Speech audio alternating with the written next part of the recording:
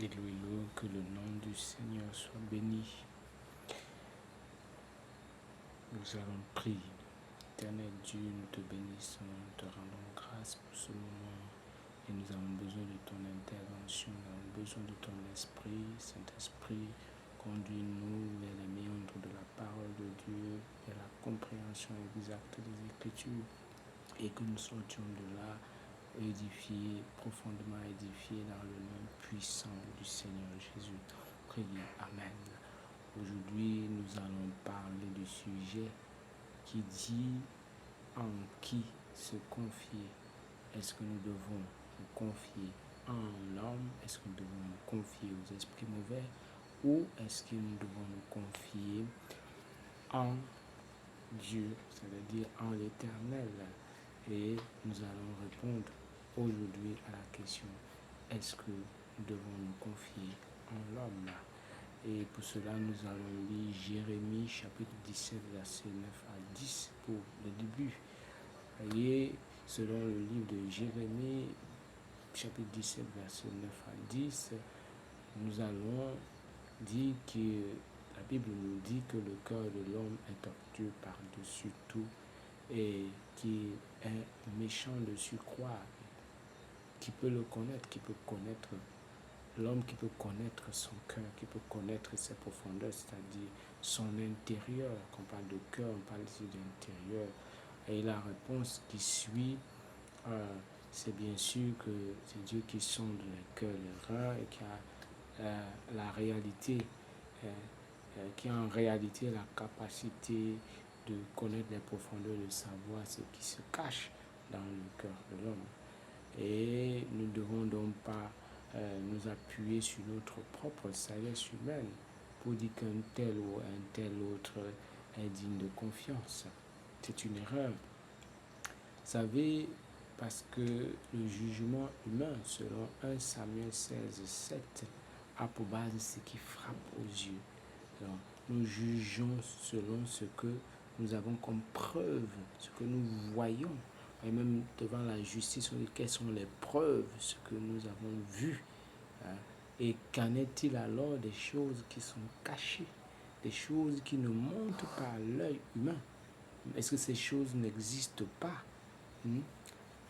Ces choses qui sont invisibles, parce qu'il y a des choses qui sont invisibles, mais il y en a aussi qui sont faites dans le secret, que l'œil humain, qui sont bien physiques, mais que l'œil humain n'a pas vu. Parce qu'il n'y a donc pas de preuve, on ne peut pas donner un juste jugement à ce sujet-là. Et que l'homme juge ce qui est apparent, ce qui le rend déjà inapte à porter un jugement éclairé, un jugement juste.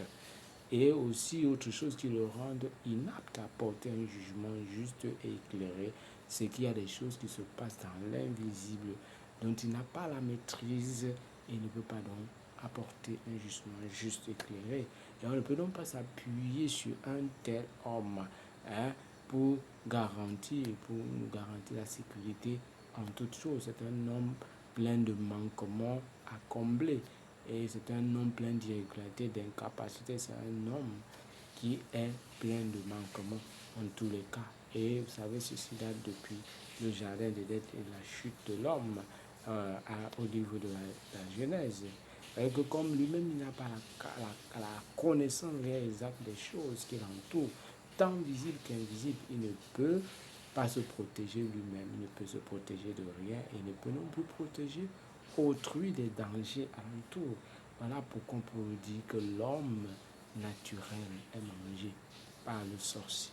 Il ne voit pas le sorcier, il ne voit pas les manigances spirituelles du sorcier, il ne voit pas les esprits qui viennent contre lui. Et alors, il est surpris, parfois dans son sommeil, il est surpris, il va être frappé mystiquement et il est atteint. Il n'a pas une vue spirituelle des choses, il ne voit pas avec l'œil de Dieu, il ne voit pas selon Dieu. Vous avez au travers de la bouche du prophète Jérémie, dans Jérémie 17, chapitre 17, verset 5, Dieu met en garde dans l'homme qui se confie en l'homme. c'est-à-dire qui attend de l'homme quelque chose, un quelconque salut dans un domaine donné, et qui fait de ce dernier son Dieu. Dans son unique secours et recours, il compte entièrement sur lui et ainsi de suite. Pas dire que je ne peux pas attendre de mon frère qui m'apporte peut-être, je lui dis j'ai besoin d'aide, il m'apporte 100 francs, il m'apporte 1000 francs. Je ne peux pas avoir tout mon être centré sur lui, que si ce n'est pas lui qui apporte, s'il fait de lui mon Dieu. Et la Bible dit qu'une telle personne qui centre ses regards sur quelqu'un, fait de celui-là son Dieu, il dit que cette personne est maudite. Malédiction est celui qui s'appuie sur sa propre sagesse. Tu fais toi-même le centre de l'univers, le centre de toutes choses. C'est toi qui connais tout, c'est toi qui maîtrises tout, c'est toi qui institue. Maudit sois-tu. Et tu délaisses Dieu. Tu ne comptes pas sur Dieu. Tu délaisses Dieu. Tu te comptes sur ta propre sagesse ou sur la sagesse des gens qui t'entourent. Et tu délaisses Dieu. Malédiction à toi. Dans tes voies sur la terre, tu délaisses Dieu. Malédiction aussi est sur la terre de celui qui compte sur un homme en tout et délaisse Dieu parce qu'il voit en lui un être puissant. Un homme puissant sur la terre. Mon père est président et donc j'ai droit à tout. Je ne compte plus sur Dieu. Mon regard est sur ces choses. Mon regard est sur les biens et autres qui peuvent m'apporter. Ainsi de suite. Ainsi de suite. Et malédiction est sur une telle personne. Parce que son bien-aimé est puissant sur la terre. Il ne compte plus sur Dieu. Il compte uniquement sur celui-là pour lui apporter un bien-être quelconque. Avec Dieu a raison. Un homme au cœur tortueux dans ses voies peut-il nous conduire vers la chose juste? Parce que le cœur de l'homme est tortueux. Et donc il change de direction à tout moment. Quand on change de direction à tout moment, on n'est plus sûr d'arriver à bon port.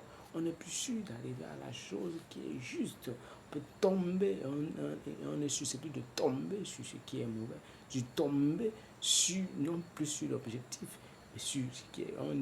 Donc Dieu dit de tel homme qu'il est pécheur. Le pécheur, péché vient de ne pas atteindre l'objectif. On ne peut pas atteindre l'objectif. Ayant un cœur pareil, un homme au cœur tortueux dans ses voies, peux-tu nous mener, comme on a dit à bon port? Comment un homme qui change tout le temps de direction à son cœur peut-il diriger vers l'objectif? Nous avons parlé de ça. Et nous garantir qu'il ne nous délaissera pas à un moment donné. Aujourd'hui, quand tu changes, tu es ondoyant et divers. Aujourd'hui, tu as arrangé avec un tel. Demain, quelque chose s'est passé, on lui a raconté une situation, ainsi de suite. Et il a décidé déjà à son cœur de ne plus. Mais vous arrivez encore devant lui, il vous raconte autre chose. Il n'est plus avec vous. Il n'est plus là avec vous. Il a déjà changé de direction. Il a refusé, il a changé carrément. Vous tombez des nues. Si vous comptez uniquement sur lui, directement vous tombez des nues. Mais le cœur de l'homme naturel n'est pas seulement tortueux, comme dit la Bible, mais aussi méchant. C'est-à-dire qu'il produit en majeure partie le mal. C'est une situation aussi qui dure et qui perdure depuis le jardin d'Éden. Après la chute de l'homme, sa consommation du fruit défendu, Dieu lui avait dit, il avait averti l'homme de cette consommation du fruit défendu. Et il savait que derrière les lèvres, n'est-ce pas, de l'homme, derrière la sagesse de l'homme, parce qu'il a écouté la sagesse de l'homme pour prendre une décision, derrière la sagesse se trouvait son malheur. Il s'est écouté lui-même, il a écouté aussi sa femme. Et derrière ça s'est trouvé son malheur, il a délaissé Dieu. Et maintenant, derrière toute cette écoute, il a plutôt écouté la direction que lui donnait le diable, parce que le diable qui a apporté le conseil à sa femme. Donc il a écouté derrière tout ça le diable. Voilà encore, il a délaissé Dieu. Voilà une deuxième consommation du fruit défendu. Et ça, c'est Genèse chapitre 3 et 4. Il a consommé ce fruit défendu. En faisant ça, en se concentrant, au lieu de se concentrer sur Dieu, délaisser Dieu pour se concentrer sur sa propre sagesse, la sagesse des gens qui nous entourent, et aussi se concentrer sur la sagesse des esprits autres que Dieu, des esprits mauvais. Directement, comme on a délaissé Dieu, on n'écoute plus Dieu.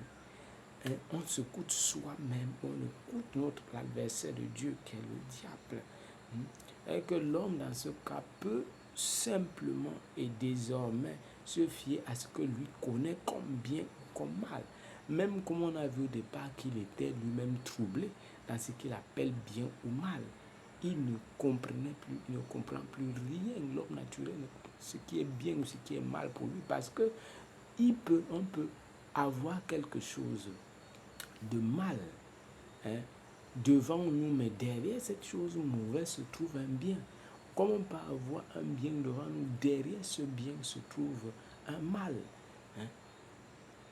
Donc, il faut avoir le jugement juste pour voir que derrière un bien, on a un mal, ou derrière un mal, on a un bien, pour qu'on puisse trouver ne pas rater l'objectif. Et l'homme est déjà troublé en lui-même, il est troublé spirituellement. Vous voyez, bien-aimé, et dans la suite, n'est-ce pas, nous constatons, quand nous examinons Caïn et Abel, nous constatons que le mal, l'homme qui enfante le bien et le mal, il n'a même plus, il ne peut enfanter le bien et le mal selon lui. Et qu'à un moment donné, il est même perdu. Le mal finit par dominer le bien. Dominer, pourquoi? Parce que lui-même, il a d'abord ce brin de mal. Mais aussi, il reçoit comme inspiration de les méchancetés que lui apporte l'adversaire. Il est dominé par le mal en lui-même. Et le mal finit par tuer toute forme de bien. Toute forme de ce qui pouvait faire de bien, le mal finit par écraser cette forme de bien. Et comme Caïn a écrasé, Abel a fini par le détruire, le tuer. Et Abel n'existe plus. Et l'homme devient par essence mauvais. Et Caïn s'est multiplié, l'homme est devenu par essence mauvais. Et ça s'est répandu de génération en génération, dans les générations humaines. Cette situation continue perdue. L'homme, en ce moment-ci, son corps se tourne tous les jours un peu plus vers le mal, inspiré par des entités ténébreuses et démoniaques. Vous pouvez voir en ce jour-ci que les hommes sont méchants. Les hommes sont méchants. Les gens partent même déjà vont déjà dans les profondeurs de la méchanceté, dans les choses contre nature, comme sexualité par exemple, comme la bestialité, sont des choses comme il y a sur les tables qu'on crée même comme des lois dans le pays, pour les rendre ouvertes à tout le monde. C'est des choses contre nature et c'est dangereux. Ce n'est même plus que ce sont des choses naturelles. On va maintenant vers des choses contre nature. Et chaque jour, on évolue vraiment. Comment un homme peut-il tuer son propre frère pour 25 francs? Des choses incompréhensibles, mais ce sont des choses qui sont visibles. Comment quelqu'un peut faire manger des choses variées aux gens? Donc, dans le plat de nourriture, il y a même déjà la mort. Et les pensées sont mauvaises. Les gens sont animés des pensées démoniaques. À ce moment-ci, on tue pour un rien, on détruit pour la vie pour un rien, et on veut détruire celui-là, même parfois pour rien, parce qu'on ne veut pas votre ascension sociale, on veut vous anéantir. C'est des choses terribles. Il est impossible d'attendre d'un tel homme la justice et la droiture. La justice et la droiture. Il est impossible à un tel d'être vrai, sans hypocrisie, mensonge ni homme de valeur. Il est impossible à un tel homme variant d'être loyal, rassurant et fidèle, et qui n'est pas capable d'abandonner l'autre au premier venu à la première difficulté. C'est difficile en ce moment. Cet homme, ce genre d'homme ne détient pas la vérité selon Dieu. C'est ce genre que nous trouvons aujourd'hui. Ceux-là qui ne détiennent pas, ceux-là qui n'ont même pas la crainte de Dieu, qui n'ont rien de Dieu dans leur cœur.